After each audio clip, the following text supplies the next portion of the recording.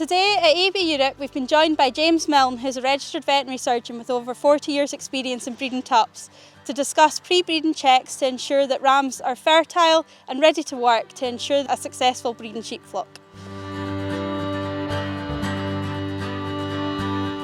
Rams are 50% of the reproductive value of your farm. And they get less than 5 to 10% of the interest shown in reproduction. So it's very important to think ahead and look at what you're going to do with your rams early enough. The other thing to remember is that to actually produce semen in the testicles of the sheep, it takes about 7 weeks to produce semen. So if there's any insult during the previous 7 weeks, the ram will be fertile for an extended period of time. And also, if you want to improve things, you need to start thinking about improving things at that 7-week period. So my advice would be to check the sheep initially 7 weeks beforehand, and then about a week prior to actually turning out as well. Well, what we want to do today is to make sure that we're aware of what normal is. And so what we want people to do is to put normal tups out, and then if there's any abnormalities noted during the period of checking, then we should take that forward to actually a diagnosis of what's wrong with the sheep. So the sheep's general health is very important. Its reproductive health is important. Its external genitalia, what they look like and whether they're functional. And the last thing is the sheep's libido, its ability or desire to work. From a general health point of view, we want the sheep to be fit, not fat. That's really difficult because quite a lot of the sheep that you're going to be buying in sales are going to be quite well done, and that's going to be or potentially can be an issue. We know that 25–30% of all sheep coming forward into their use on the farm are going to be subfertile, so we're trying to identify those. So we want to identify the general health, as in feet, teeth, body condition, and whether they're well. Reproductive health is looking for the testicular size, testicular shape, the epididymis, the little egg basket at the bottom of the testicles, and the penis and the prepuce. And libido is whether the sheep is roundy enough to get round ewes. One of the problems you can have is that it doesn't matter how fertile a sheep is, if he's not mating sheep, he's still infertile. So if there's no libido, the sheep's infertile. Equally, if you've got ram lambs, which are very, very randy, and they mate the first 4 or 5 sheep that they come across, which are in season 10, 15 times each, then when you effectively create a functional infertility down the line when they're trying to mate the 20th, 30th sheep of the day. So all of those things are really important to define whether a sheep is actually fertile or not. If you identify any issues from the point of view of you feel that he may be subfertile, then I think you need to go forward to look at actual semen testing.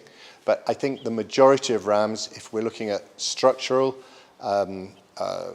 his external genitalia are fine, then I don't think there's a requirement that every single sheep should be subjected to semen testing. And when we test semen here, we're usually collecting into an artificial vagina rather than using electroejaculation. Electroejaculation does have issues of false positives and negatives. A normal ejaculate of a sheep will be about 1–1.5 mils of semen, and there's usually concentrations about 4 times 10 to the 9. So that's 4,000 million sperm per mil. Obviously, we're only looking for 1 or 2, and so that semen is like rich cream, and that will define the density of the sperm. And then the other thing we look at is motility. Usually on general fertility tests, we're looking at gross motility and then going down onto high magnification of individual sperm structure. Gross motility is the one with lots of people you'll hear talking about. He's 5 out of 5 type thing, and that is the wave motion that we see under a low power microscopy, which looks like a mare's tail moving around. Today we're really talking about the ability of the live sheep to mate sheep naturally. And so I think it's the financial consequences of subfertility in those sheep, with sheep breaking, extended tupping period, extended lambing periods, non-accurate vaccination, non-accurate feeding going forward into the future, these will have severe financial consequences for the commercial breeder. The ram's well-being, its stress levels, etc., these all define the quality of the semen. We want to maximise the quality of the semen that have been produced and ejaculated by the sheep to maximise his fertility at the point of natural mating. Again, to do things like tighten your lambing period, tighten your tupping period, etc., etc. Pre-breeding checks are really important. You know, the ram is 50% of the flock, and if he's producing poor quality semen, the sheep will return to estrus every 17 days.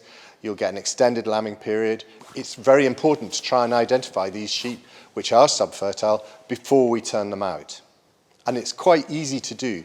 Everybody will be able to do this themselves. It's not a question, you don't need to be a vet. What we want you to do is to identify normality, so when there is abnormality, you can then get forward to a proper diagnosis at that point.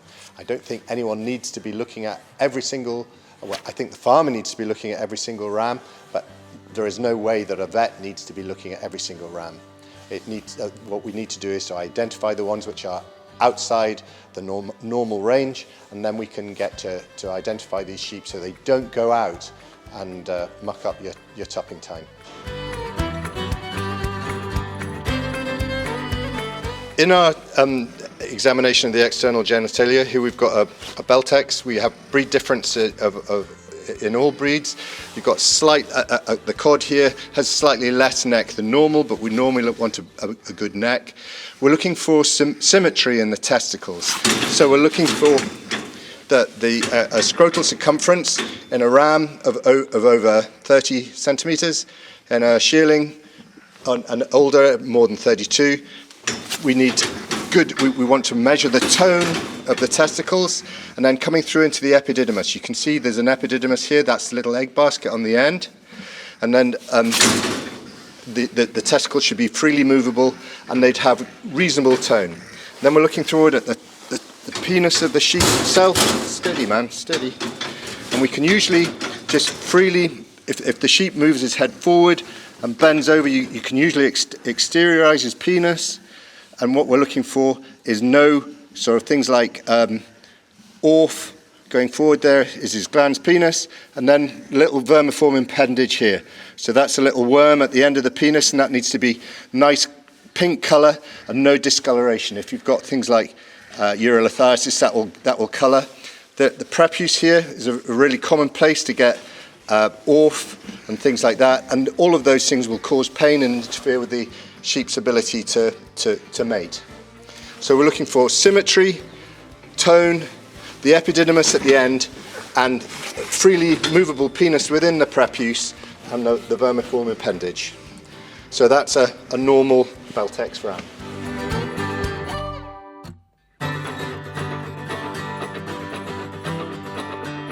For more information on ram management, health and fertility, please visit the Farm Advisory Service website at fast.scot.